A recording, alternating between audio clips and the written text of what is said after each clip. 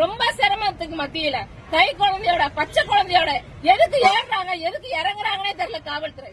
இறங்குற காவல்துறை அந்த வாகனத்தோட கதவை திறந்து வைக்க மாட்டேங்காங்க. ஏதோ தீவிரவாதிகளை பிடிச்சு வச்சிருக்க மாதிரி கை இல்லாத கால் இல்லாத வாய் பேச முடியாத மாற்றுத்திறனாளிகளை உள்ள பிடிச்சு வச்சுக்கிட்டு நம்ம என்னமோ ஓடி போற மாதிரி இந்த காவல்துறை நினைக்கிறாங்க போல. இந்த காவல்துறைக்கு இப்படி அதாவது விடிய விடிய இந்த பஸ்ல வச்சு அலக்கழிக்கணும்னு அவங்களுக்கு சொன்ன அறிவுரையாளர் யாரு? அந்த அதிகாரி யாரு? அந்த அதிகாரிக்கு அவர் மனநோயால பாதிக்கப்பட்டிருக்காரா இல்ல அந்த அதிகாரி மன வளர்ச்சி குன்றியவரா அப்படின்னு அவரை கொஞ்சம் செக் பண்ணி அட்டப்பட வேண்டிய தேவை இருக்கு அப்படிங்கறத நாங்க பாக்குறோம். எங்க ரொம்ப உண்மையிலே ரொம்ப மன வருத்தம். விடியல் அரசு சொல்லி விடியாத ஒரு இரவு எங்களுக்கு காட்டிட்டு இருக்காங்க. இரவு ஃபுல்லா எங்களை சுத்தி வச்சுட்டு இருக்காங்க.